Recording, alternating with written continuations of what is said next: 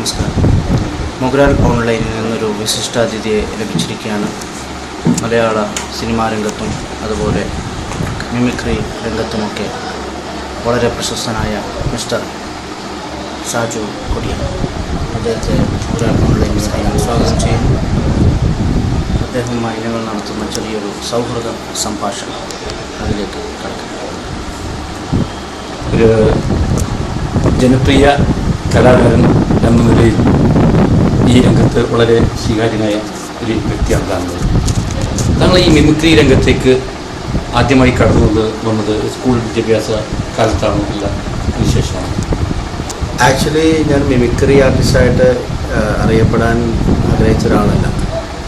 ഞാനൊരു നാടക പ്രവർത്തകനായിരുന്നു. നാടകം എന്ന് പറഞ്ഞാൽ അമേച്ചർ നാടകങ്ങൾ, മത്സര നാടകങ്ങളിൽ വളരെ സജീവമായിട്ട് വന്നിരുന്ന ഒരാളാണ്. അപ്പോൾ അങ്ങനെ സംഗീത അക്കാദമിയുടെ ഒരു നാടകം മണിയപ്പനാറമ്മ സംവിധാനം ചെയ്ത് സ്വാതന്ത്ര്യത്തിൻ്റെ സംഘ നാടകത്തിൽ ഞാൻ അഭിനയിക്കുകയും അങ്ങനെ ലോകം മുഴുവൻ ശ്രദ്ധ നേടിയ നാടകം കേരളത്തിലെ എല്ലാ ജില്ലകളിലും അന്നത്തെ E.K. നായനാർ സർക്കാരെ അവതരിപ്പിക്കാനായിട്ട് അവസരം നൽകിയത്. അപ്പോൾ അങ്ങനെ ഞങ്ങൾ ഈ അടുത്തിയ യാത്രകളിൽ വണ്ടിയിൽ ഞങ്ങൾ പോകുമ്പോൾ അങ്ങനെ മറ്റുള്ള ആൾക്കാരെ വെറുതെ ബോറടിക്കാതിരിക്കാൻ വേണ്ടി ഞാൻ വരുന്ന സിനിമാടന്മാരെ ശബ്ദം അംഗീകരിക്കുകയാണ്. അപ്പോൾ അങ്ങനെ നമ്മുടെ ട്രൂപ്പിലുണ്ടായിരുന്ന ഒരാൾ പിന്നീട് ഒരു മിമിക്സ് ഗ്രൂപ്പ് തുടങ്ങി യാദൃശ്ചികമായിട്ട് ആ മിമിക്സ് ഗ്രൂപ്പിലേക്ക് എന്നെ വിളിക്കുകയാണ് ചെയ്തത്. അങ്ങനെയാണ് ഞാൻ മിമിക്രി രംഗത്തേക്ക് വരുന്നത്. ശരിക്കും ആദ്യമൊക്കെ ഞാൻ നടന്മാരുടെ ശബ്ദമൊന്നും അനുകരിച്ചിട്ടില്ല. പിന്നീട് കുറേ കോമഡിയൊക്കെ കളിച്ച് മറ്റുള്ളവർ കാണിക്കുന്നത് കണ്ടപ്പോഴാണ് നടന്മാരുടെ ശബ്ദം പിന്നെ സ്റ്റേജിൽ കയറി ചെയ്യാനുള്ള ധൈര്യം ഉണ്ടായി. താങ്കൾ മോഹൻലാലിൻ്റെ കൂടെ താങ്കൾ സിനിമയിലൊക്കെ അഭിനയിച്ചിരുന്നു. അത് ലിവർ ജോണി എന്നുള്ള കഥാപാത്രം മോഹൻലാൽ എടുത്തൊരു മോഹൻലാലിൻ്റെ കൂടെ 2-3 സിനിമകൾ ചെയ്തായിരുന്നു ഞാൻ. വേറെ മമ്മൂട്ടിയുടെ കൂടെ താങ്കൾ ചെയ്ത്? മമ്മൂട്ടിയുടെ കൂടെ പരുന്ത് എന്ന് പറഞ്ഞ പടത്തിൽ അഭിനയിച്ചു, ചട്ടമ്പിനാട്ടിൽ അഭിനയിച്ചു, പിന്നെ മറ്റേ എന്താണ് ആലപ്പുഴയിലെ വെനീസിലെ വ്യാപാരി സിനിമകളിൽ അഭിനയിച്ചിരുന്നു. നിങ്ങളുടെ മാസ്റ്റർ പീസായിരുന്നു നമ്മുടെ പ്രധാനമന്ത്രി വാജ്പേയിയുടെ അനുകരിക്കൽ. ഇപ്പോൾ അങ്ങനെ വാജ്പേയി അനുകരിക്കുന്നത് കാണുന്നത് അദ്ദേഹം രാഷ്ട്രീയത്തിൽ നിന്ന് മാറി നിൽക്കുന്നതുകൊണ്ടാണ്. വാജ്പേയി ചെയ്യാറുണ്ട്, പക്ഷെ പഴയ മാതിരി നമ്മൾ മേക്കപ്പ് എല്ലാം ഇട്ട് വാജ്പേയി ആയിട്ട് വേദിയിൽ വരാറില്ല. നമ്മൾ വേദിയിൽ അവതരിപ്പിക്കുമ്പോൾ ചിലപ്പോൾ കാണികൾ റിക്വസ്റ്റ് ചെയ്യും വാജ്പേയി ഒന്ന് അവതരിപ്പിക്കണം. അപ്പോൾ ആ വേഷത്തിൽ തന്നെ വന്നിട്ട് വാജ്പേയിയുടെ 2-3 മാനരസങ്ങൾ ചെയ്യാറുണ്ട്. പല ആൾക്കാരെയും നമ്മൾ അനുകരിക്കുമ്പോൾ വളരെ ചിലപ്പോൾ അവർ ബുദ്ധികളായിരിക്കും, രാഷ്ട്രീയത്തിൽ ഉയർന്ന ഗുണങ്ങളൊക്കെ ഉള്ള വ്യക്തികളായിരിക്കാം. പക്ഷെ ചിരിപ്പിക്കാൻ വേണ്ടിയിട്ട് കുറച്ച് അവിടെ നിന്ന് ഒരു മാറ്റത്തിലേക്ക് പോകുമ്പോൾ അത് തീർച്ചയായും അവരൊരു താഴ്ത്തിക്കെട്ടുന്ന രൂപത്തിലേക്ക് മാറുന്നുണ്ടെന്ന് നമുക്ക് തോന്നാറുണ്ട്. അങ്ങനെ ആരെങ്കിലും ചെയ്യും. അത് വേറെ ഒന്നും നമ്മൾ അദ്ദേഹത്തിൻ്റെ ആശയപരമായിട്ടുള്ള കാര്യങ്ങൾ എടുത്തിട്ട് നമുക്ക് ആക്ഷേപഹാസ്യത്തിൽ അവതരിപ്പിക്കാം. അത് നമുക്ക് റൈറ്റ് ഉണ്ട്. കാരണം ഒരു വ്യക്തിയുടെ ആശയത്തോട് നമുക്ക് വിയോജിപ്പുണ്ട്. അപ്പോൾ അതുകൊണ്ട് നമുക്ക് അതിനെ ആശയപരമായിട്ട് നമുക്ക് നേരിടാം. പക്ഷെ അദ്ദേഹത്തിൻ്റെ വ്യക്തി ജീവിതം, അദ്ദേഹത്തിൻ്റെ കുടുംബജീവിതം, ഭാര്യ, കുട്ടികൾ, ഇവരെയൊക്കെ വെച്ചിട്ട് നമുക്ക് കളിയാക്കാൻ പാടില്ല. അതാണ് നമ്മൾ അച്യുതാനന്ദൻ്റെ വിഷയം വന്നു. അച്യുതാനന്ദനെ നമ്മൾ കളിയാക്കുമ്പോൾ പക്ഷെ മകനെ കുറിച്ച് നമ്മൾ ഒരിക്കലും ഞങ്ങളുടെ പ്രോഗ്രാമിൽ ഇതുവരെ കൊണ്ടുവന്നിട്ടില്ല. കാരണം അത് അദ്ദേഹത്തിൻ്റെ വ്യക്തി ജീവിതത്തിൻ്റെ ഭാഗമാണ്. അപ്പോൾ അതുകൊണ്ട് അത് കൊണ്ടുവന്നിട്ട് നമ്മൾ കളിയാക്കില്ല. അതേസമയം കരുണാകരൻ്റെ മകനെ നമ്മൾ ചെയ്തിട്ടുണ്ട്. കാരണം അവർ രാഷ്ട്രീയക്കാരാണ്. അപ്പോൾ അതുകൊണ്ട് നമ്മൾ ചെയ്തിട്ടുണ്ട്. അതുപോലെ പത്മജ രാഷ്ട്രീയക്കാരിയായിരുന്നപ്പോൾ നമ്മൾ ചെയ്തിട്ടുണ്ട്. പക്ഷെ രാഷ്ട്രീയം വിട്ടിപ്പോൾ അവർ കുടുംബിനിയായിട്ട് മാറിയപ്പോൾ നമ്മൾ ആസ്വദിക്കാറുണ്ടായിരുന്നു. മനസ്സിലായിരിക്കും. അപ്പോൾ അവർ തിരിഞ്ഞ് ഇരസം തോന്നാൻ പിന്നീട് അത് പ്രകടിപ്പിക്കാം, അങ്ങനെ ചെയ്യാം. പക്ഷേ ഒരിക്കൽ കരുണാകരനാണ് ഏറ്റവും കൂടുതൽ മിമിക്രിക്കാരെ അനുകരിച്ചിട്ടുള്ള ഒരു കഥാപാത്രം. കരുണാകരനെ പറ്റി ഒരിക്കൽ ദുബായിൽ വെച്ച് കരുണാകരൻ്റെ അടുത്ത് ഒരു പത്രപ്രകാരം ചോദിച്ചു. അപ്പോൾ അങ്ങനെ ഒരുപാട് മിമിക്രി ആർട്ടിസ്റ്റുകൾ വളരെ വൾഗറായിട്ട് അവതരിപ്പിക്കുന്നുണ്ടല്ലോ, അപ്പോൾ അതിനെപ്പറ്റി എന്താ അഭിപ്രായം എന്ന് വെച്ചപ്പോൾ കരുണാകരൻ പറഞ്ഞത്, അവർ ജീവിച്ചട്ടെ, എല്ലാവരെല്ലാം അറസ്റ്റ് ചെയ്തേ ഇടാനായിട്ട് ജയില് തികയില്ലല്ലോ. പിന്നെ അവർക്ക് നമ്മളായിട്ട് ഭക്ഷണം കൊടുക്കാൻ പറ്റിയില്ലെങ്കിലും നമ്മളെ കളിയാക്കിയെങ്കിലും ഭക്ഷണം കഴിക്കട്ടെ എന്ന് പറഞ്ഞ് ജയിലുവായപ്പ.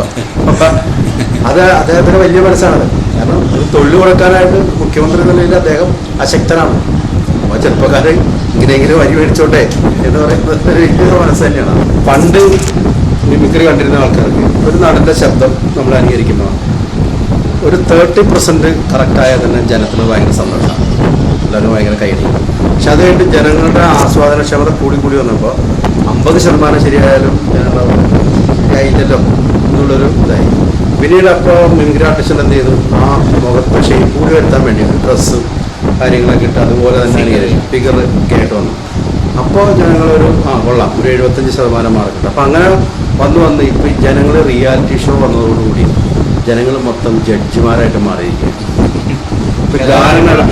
ഗാനമേള പോലും ഇപ്പോൾ ആസ്വദിക്കുമ്പോൾ പണ്ടൊക്കെ അമ്പലപ്പറമ്പിലിരുന്ന് പാട്ട് പാടി കഴിഞ്ഞാൽ ഭയങ്കരമായിട്ട് കൈയടിച്ചിരുന്ന ആൾക്കാരെ പാട്ടൊക്കെ കഴിഞ്ഞപ്പോഴേക്കും പാട്ട് നന്നായിരുന്നു, പക്ഷേ അതിൻ്റെ ഇടയ്ക്ക് ആ ഒരു ചെറിയ സ്ഥലത്ത് ഒരു ചെറിയ ശ്രുതി ഔട്ടായിട്ടുണ്ട്, മറ്റേ സംഭവത്തിന് ഷഡ്ജം താന്നു പോയിട്ടുണ്ടെന്നൊക്കെ പറഞ്ഞിട്ട് സംഗതി വന്നില്ല എന്നൊക്കെ പറഞ്ഞിട്ട് ഒരു കാര്യമില്ലാതെ വെറുതെ ചർച്ച ചെയ്തു. ഇവിടെ മിമിക്രി തന്നെ അവതരിപ്പിച്ച് കഴിഞ്ഞാൽ ഇടയ്ക്കൊരു ലാഗിങ്ങും മറ്റു സംഭവങ്ങളൊക്കെ ഉണ്ട്. ടോട്ടാലിറ്റി വലിയ കുഴപ്പമില്ല. അങ്ങനെയൊക്കെ ജനങ്ങൾ മൊത്തം ജഡ്ജിമാരായി. റിയാലിറ്റി ഷോകളുണ്ട്, അങ്ങനെ ഒരു ഗുണമുണ്ടായി. അഷ്റഫ് ശരിക്കും ഞാൻ അഷ്റഫിനെ പരിചയപ്പെടുന്നത് ഞാനവിടെ ദുബായിൽ ആദ്യം ചെന്ന സമയത്ത് ഒരു പ്രോഗ്രാമിന് വന്നപ്പോൾ ഒരു സാധാരണ ഒരു മനുഷ്യൻ പരിചയപ്പെട്ടുപോയി.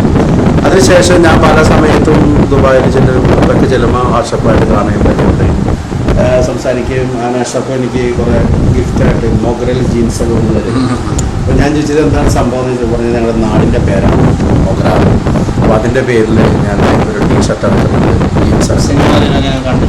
അപ്പോൾ എനിക്കത് ഭയങ്കരമായിട്ട് ഇഷ്ടപ്പെട്ടു. കാരണം ഒരു മനുഷ്യൻ്റെ ഒരു നാടിനോടുള്ള അദ്ദേഹത്തിൻ്റെ സ്നേഹം അത് തന്നെ പ്രൊഡക്റ്റിലൂടെ മാർക്കറ്റ് ചെയ്യുമെന്നാണ്. ഇപ്പോൾ കേരളത്തിലെ ഒരു ഉൾനാടൻ ജില്ലയായിട്ടുള്ള ഒരു സ്ഥലത്തിനെ ലോകം മുഴുവൻ പ്രസിദ്ധമാക്കാൻ അദ്ദേഹത്തിൻ്റെ പേരിലുള്ള ഒരു ശ്രമം എനിക്ക് വളരെ ഇഷ്ടപ്പെട്ടു. അതാകാൻ സാധിച്ചത് എനിക്ക് എന്നെ അത്ഭുതപ്പെടുത്തിയത് ഞാൻ അവിടെ ചെന്നപ്പോൾ മുതലുള്ള ഞാൻ മറന്നുപോയ സംഭവങ്ങൾ വരെ പുള്ളി ഓർത്തിരിക്കുന്നുണ്ട്.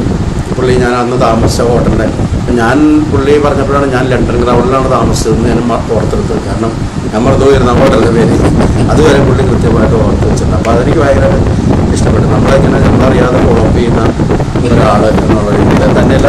പുള്ളിയുടെ പ്രോഡക്റ്റ് നല്ല പ്രോഡക്റ്റാട്ടോ. ഞാൻ എൻ്റെ കൂട്ടുകാർക്ക് കുറേ പേർക്കൊക്കെ കൊടുത്തു, എല്ലാവരും നല്ല അഭിപ്രായമാണ് പറഞ്ഞത്.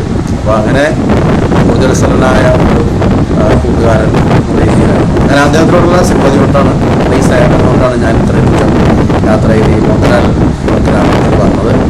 മൊഗ്രാൽ ഓൺലൈനിലൂടെ ഇത്രയും ആൾക്കാരെ എടുക്കാൻ സാധിച്ചത് വളരെ സന്തോഷം. നിങ്ങളെല്ലാവരും എൻ്റെ ഫേസ്ബുക്ക് അക്കൗണ്ട് സന്ദർശിക്കണം. എൻ്റെ ഫേസ്ബുക്ക് സാജു കൊടിയൻ എന്നുള്ള അക്കൗണ്ടുണ്ട്, സാജു കൊമേഡി എന്നുള്ള അക്കൗണ്ടുണ്ട്. റിക്വസ്റ്റുകൾ അയക്കണം. നമുക്ക് ഒരുമിച്ച് ഇനിയും ഒരുപാട് ദൂരം സഞ്ചരിക്കേണ്ടതുണ്ട് എന്ന് വിശ്വസിക്കുന്നു. മൊഗ്രാം ഓൺലൈൻ എന്ന് പറയുമ്പോൾ ഞാൻ മനസ്സിലാക്കിയെടുത്തോളം 500 ആളുകളുടെ ഒരു കൂട്ടായ്മയാണ്.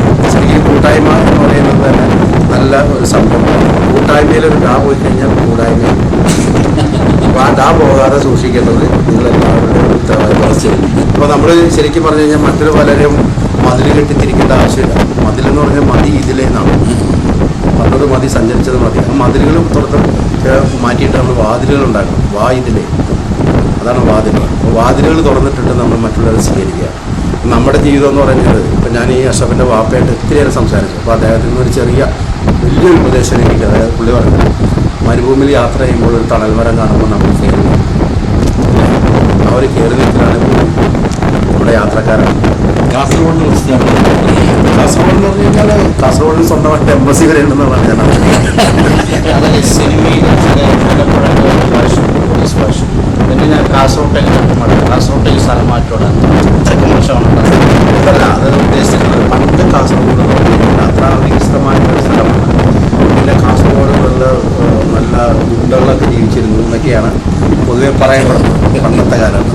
അപ്പം അതുകൊണ്ടാണ്. പക്ഷെ ഇന്ന് കാസർഗോഡേക്ക് തട്ടെന്ന് പറഞ്ഞാൽ അവന് ഹാപ്പി ആയിരിക്കും, 100% സന്തോഷം. കാരണം ഒരു ചെക്ക് പോസ്റ്റിൽ പോയി നിന്നാൽ മതി, എൻ്റെ ജീവിതം രക്ഷപ്പെട്ടു. അതുകൊണ്ട് കാസർഗോഡ് നമുക്ക് പണ്ടത്തെ സിനിമാക്കാരുടെ ഭാഷ ഇപ്പം സിനിമയും യാഥാർത്ഥ്യമായിട്ട് ഒരു ബന്ധം പോലില്ല. അപ്പോൾ ഇപ്പം നമ്മൾ കോടതിയിൽ ഒരു പ്രാവശ്യം പോയിട്ടുള്ള, ഞാൻ പോയിട്ടുണ്ട് കോടതിയിൽ, ഒരു പ്രാവശ്യം പോയിട്ടുള്ള സിനിമയിലെ കോടതി കണ്ടു കഴിഞ്ഞാൽ ഇഷ്ടപ്പെടും. കാരണം അത് റിയാലിറ്റിയില്ല. അവിടെ ജഡ്ജി വന്ന് നിന്നതിൻ്റെ മുമ്പിൽ തൊഴുത് നിൽക്കുക. നമ്മുടെ നായകനൊക്കെ കോമഡി പറഞ്ഞിട്ട് ജഡ്ജിനെ വരെ കളിയാക്കുന്ന രീതിയിലാണ് അത് പറഞ്ഞാൽ അപ്പം അതിനകത്ത് കൂടുതലാണ്. സിനിമയും യാഥാർത്ഥ്യമായിട്ട് ഇപ്പോൾ ഫുട്ബോളിൻ്റെ ഒരു പരിപാടിക്ക് വന്നാൽ ഫുട്ബോളിനോട് എനിക്ക് ഇഷ്ടമാണ്. ഇഷ്ടം ഫുട്ബോൾ താരമാണ്. ഫുട്ബോൾ എന്ന് പറഞ്ഞു കഴിഞ്ഞാൽ ഇപ്പം ഞാൻ സ്വന്തമായിട്ട് ഫുട്ബോളാണ് കൊണ്ടുനടക്കുന്നതാണ്. ഫുട്ബോൾ എൻ്റെ ജീവിതത്തിൽ സ്വന്തമായിട്ട് കൊണ്ടു നടന്നുകൊണ്ടിരിക്കും. ഇതിനുള്ള പ്ലാനുണ്ട് അപ്പം അല്ലാണ്ട്. അപ്പം നമുക്ക് ഫുട്ബോൾ എന്ന് പറയുന്നത് ഞാൻ പണ്ട് ഇഷ്ടംമാതിരി ഫുട്ബോൾ കളിച്ചിരുന്ന ആളാണ്. അന്ന് ഞാൻ വളരെ മെലിഞ്ഞിട്ടായിരുന്നു. ഇപ്പം എനിക്ക് ഫുട്ബോളിൻ്റെ ഒപ്പം ഓടാൻ പറ്റില്ല. പക്ഷെ എന്നാലും ഫുട്ബോൾ കളി എനിക്ക് ഭയങ്കര ഇഷ്ടമാണ്. ക്രിക്കറ്റ് പോലെ ഒരു ദിവസം മുഴുവൻ നീണ്ടിരിക്കുന്ന ടെൻഷനില്ല. 2 മണിക്കൂർ കൊണ്ട് നമ്മുടെ അല്ലെങ്കിൽ ഒരു മണിക്കൂർ കൊണ്ട് നമ്മുടെ കാര്യങ്ങൾ നമുക്ക് വീട്ടിൽ പോകാം. അതാണ് ഫുട്ബോളിൻ്റെ ഏറ്റവും വലിയത്. പിന്നെ 14 പന്തിന് വേണ്ടിയിട്ട് 14 പേര് ഒരു പന്തിന് വേണ്ടിയിട്ട് ഓടുന്നു. അതാണ് ഫുട്ബോളിൻ്റെ ഏറ്റവും വലിയ മഹത്വം. അതിലൊരു ടീമേ വിജയിക്കുന്നുള്ളൂ, അല്ലെങ്കിൽ ഒരു ടീം പരാജയപ്പെടുന്നു. പക്ഷെ എനിക്ക് ഏറ്റവും കൂടുതൽ അത്ഭുതപ്പെടുത്തിയിട്ടുള്ളത് കേരളത്തിലെ ഫുട്ബോളിൻ്റെ ഏറ്റവും കൂടുതൽ ആസ്വാദകരുള്ളത് മലബാർ ഏരിയയിലാണ്. മലബാർ, കാസർഗോഡ്, ഇതുപോലെയുള്ള കാഞ്ഞങ്ങാട് സ്ഥലത്താണ് ഏറ്റവും കൂടുതൽ ഫുട്ബോളിനെ സ്നേഹിക്കുന്നത്. എന്തുകൊണ്ടാണ് എന്നിട്ടും നമുക്ക് ഇൻ്റർനാഷണൽ ലെവലിൽ ഒരു ഫുട്ബോൾ ടീം എന്തുകൊണ്ട് വരുന്നില്ല എന്നുള്ളൊരു സന്ദേഹം മാത്രമേ എനിക്കുള്ളൂ. പക്ഷെ എന്തായാലും ഇഷ്ടപ്പെട്ട ഒരുപാട് കളിക്കാരുണ്ട് കേരളത്തിലാണെങ്കിൽ. IM വിജയനൊക്കെ നമ്മുടെ ഇഷ്ടപ്പെട്ട സുഹൃത്താണ്. ഒരുമിച്ചിരുന്ന് ഒരുപാട് കാര്യങ്ങൾ ചർച്ച ചെയ്യുകയും ഒരുപാട് സിനിമകളിലൊക്കെ പുള്ളിയോടൊപ്പം അഭിനയിക്കുകയും ചെയ്തിട്ടുണ്ട്. അപ്പോൾ അദ്ദേഹമായിട്ടൊക്കെ വളരെ ബന്ധമുണ്ട്. പിന്നെ നമ്മുടെ നാട്ടിൽ വന്ന മർഡോണനെയൊക്കെ ഇഷ്ടപ്പെടാത്തവരായിട്ട് ആരും ഉണ്ടാവില്ല. അങ്ങനെ എല്ലാവരെയും നമുക്ക് ഇഷ്ടമാണ്. ഇന്ത്യ ലോകകപ്പ് കളിക്കാനുള്ള ഒരു ചാൻസ് കാണാൻ പറ്റും. ഇന്ത്യ ലോകകപ്പ് കളിക്കാനായിട്ട് പണ്ട് ദൈവം പ്രത്യക്ഷപ്പെട്ടിട്ടൊരു കഥയുണ്ടായിരുന്നു. ദൈവം പ്രത്യക്ഷപ്പെട്ടത് അത് കാണാനുള്ള ഭാഗ്യം എനിക്കില്ല. ദൈവം പറയുന്നത് എന്ന് പറഞ്ഞാൽ ചിലപ്പോൾ ആയിരിക്കില്ല. ചിലപ്പോൾ കുറച്ച് നാളെ കഴിഞ്ഞ് കഴിയുമ്പോൾ ഇന്ത്യ ലോകത്തിലെ 1-ാം നമ്പർ രാജ്യമാണെന്നാണ് നമ്മളെ പറഞ്ഞ് വിശ്വസിപ്പിക്കുന്നത്. അപ്പോൾ അതുപോലെ ഇന്ത്യയും ചിലപ്പോൾ ലോകകപ്പിൽ 1-ാം സ്ഥാനക്കാരായി വരും നമുക്ക് വിശ്വസിക്കാം. ഇനി പുതുതായിട്ട് വല്ല സിനിമയിലും അഭിനയിക്കുന്നത്? ഞാനിപ്പോൾ ലാസ്റ്റ് റിലീസായത് വെഡിങ്സ് എന്നുള്ള സിനിമയാണ്. ഇപ്പോൾ ഞാൻ അഭിനയിച്ചത് ബെസ്റ്റ് വിഷസ് എന്ന് പറഞ്ഞ പടത്തിലാണ്. പിന്നെ നക്ഷത്രപ്പൂക്കൾ എന്ന സിനിമയും അതുപോലെ ലക്കി ലോക്കേഷൻ എന്ന സിനിമയുടെ തിരക്കഥ ഞാനാണ് നിർവഹിച്ചത്. അപ്പോൾ അങ്ങനെ സിനിമ സംഭവങ്ങളങ്ങനെ നടന്നുകൊണ്ടിരിക്കും. മുകേഷാണ്. പിന്നെ ഈ റിലീസാവാനിരിക്കുന്ന ചിത്രങ്ങൾ നായന എന്നുള്ള സിനിമയുണ്ട്. ഒരു മന്ത്രമോ തന്ത്രമോ കുതന്ത്രമോ എന്ന സിനിമയുണ്ട്. പിന്നെ ആനമർദ്ദ എന്ന് പറഞ്ഞ സിനിമ. അപ്പോൾ അങ്ങനെ 3 സിനിമകൾ റിലീസ് ചെയ്യാനും ഇരിക്കുന്നുണ്ട്. മോഹൻലാലിനോട് അവർ അഭിനയിച്ച സ്വപ്നമാളിയ പറഞ്ഞ സിനിമ റിലീസ് ചെയ്യാനുണ്ട്. അപ്പോൾ അങ്ങനെ നിൽക്കുന്നു. സന്തോഷ് പാട്ടിനെ കുറിച്ച് എന്താണ് അഭിപ്രായം? അപ്പോൾ അദ്ദേഹം ഒരു സിനിമയിൽ അവസരം തന്നാൽ അഭിനയിക്കും. സന്തോഷ് പണ്ഡിറ്റിനെ നമുക്ക് ഒഴിച്ചു വരുത്തേണ്ട ആവശ്യമൊന്നുമില്ല. കാരണം സന്തോഷ് പണ്ഡിറ്റ് അദ്ദേഹത്തെല്ലാവുന്ന രീതിയിൽ ഒരു സിനിമ ചെയ്തു. നമ്മളെല്ലാവരും കൂടി അദ്ദേഹത്തെ പിടിച്ച് ചർച്ച ചെയ്ത് വാനോളം ഉയർത്തേണ്ട ആവശ്യമൊന്നുമില്ല. അയാളെ സംഭവം എന്ന് പറഞ്ഞു കഴിഞ്ഞാൽ നമ്മളൊരു സംഭവം ഒരു മേശപ്പുറത്ത് വെച്ചിട്ട് എന്നിട്ട് മൂടി വെച്ചിട്ട് ആരും തുറക്കരുതാണ് സംഭവം. ഇവിടെ നമ്മളത് മൂടി വയ്ക്കുമ്പോഴാണ് ആ തുറക്കാനായിട്ടും അല്ലെങ്കിൽ അതെന്താണെന്ന് അറിയാൻ ജനങ്ങൾക്ക് ആർക്കും. അപ്പോൾ അതുകൊണ്ടാണ് നമ്മളത് എങ്ങനെയെങ്കിലും തുറക്കാനായിട്ട് ശ്രമിക്കുന്നത്. ആ സമയം അത് തുറന്നു വെച്ചിട്ട് ഇതുണ്ടോ എന്ന് പറഞ്ഞു കഴിഞ്ഞാൽ കുറച്ച് കഴിയുമ്പോൾ അത് വിരക്കല്ലേ, ഒരാപ്പിളല്ലേ എന്ന് ജനങ്ങൾ വിചാരിക്കും. എന്ന് പറഞ്ഞ കാര്യമാണ്. സന്തോഷ് പണ്ഡിറ്റിനെ നമ്മൾ വളരെയധികം ചർച്ച ചെയ്യുകയും ജനങ്ങൾക്ക് കാണുന്ന ജനങ്ങൾക്ക് എൻ്റെ ഭാര്യ എന്നെ അടുത്ത് പറഞ്ഞിട്ടുണ്ട് സന്തോഷ് പണ്ഡിറ്റ് സിനിമ ആണെന്ന് എനിക്കുന്നത്. ഇതെന്താണെന്ന് അറിയണമല്ലോ. അപ്പോൾ അത് മനുഷ്യർക്ക് എല്ലാവർക്കും ഒരു കോംപ്ലക്സാണ്, എന്താണെന്ന് അറിയാനുള്ളത്. അപ്പോൾ അത് അദ്ദേഹത്തെ നമ്മൾ മാറ്റിയെടുത്തേണ്ട ആവശ്യമൊന്നുമില്ല. അദ്ദേഹം സിനിമയിൽ വരട്ടെ, അദ്ദേഹത്തിൻ്റെ കഴിവുകൾ കാണിക്കട്ടെ. നല്ലതും ചീത്തയും തിരിച്ചറിയാനും ജനങ്ങൾക്കറിയാം. അതൊരു കഴിവാണ്. ഇത്രയും ഡിബേറ്റൊക്കെ സന്തോഷ് പണ്ഡിറ്റിനെ കുറിച്ച് ഒരുപാട് ഏഷ്യാനെറ്റിലും ഏകദേശം എല്ലാ ചാനലുകളിലും ഒരുപാട് ഡിബേറ്റ് വന്നു.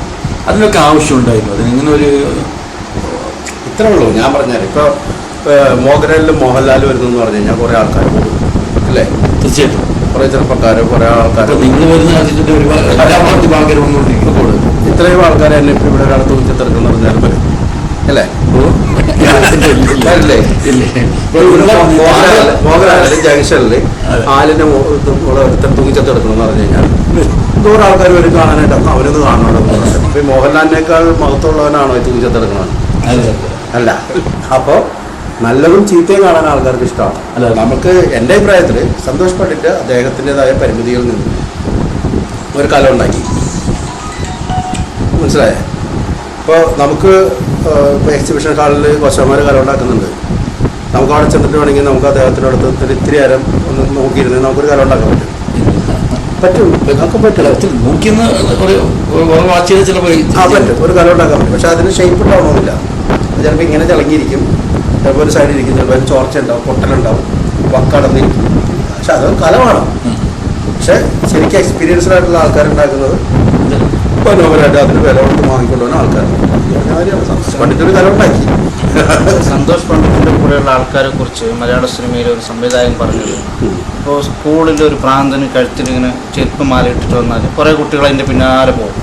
അതുപോലുള്ള അവസ്ഥയാണ്. കറക്റ്റ് അല്ലേ? ഇപ്പം അദ്ദേഹം പറഞ്ഞത് 5 ലക്ഷം രൂപ കൊണ്ട് ഞാനൊരു സിനിമ ഉണ്ടാക്കി, അതിന് ഇത്രയും ക്വാളിറ്റിയേ ഉണ്ടാവുള്ളൂ. അത് അദ്ദേഹം പറഞ്ഞത് ശരിയാണ്. 5 ലക്ഷം രൂപ കൊണ്ടൊരു സിനിമ ഉണ്ടാക്കുമ്പോൾ അതിന് കുറേ കോംപ്രമൈസ് ചെയ്യേണ്ടി വരും.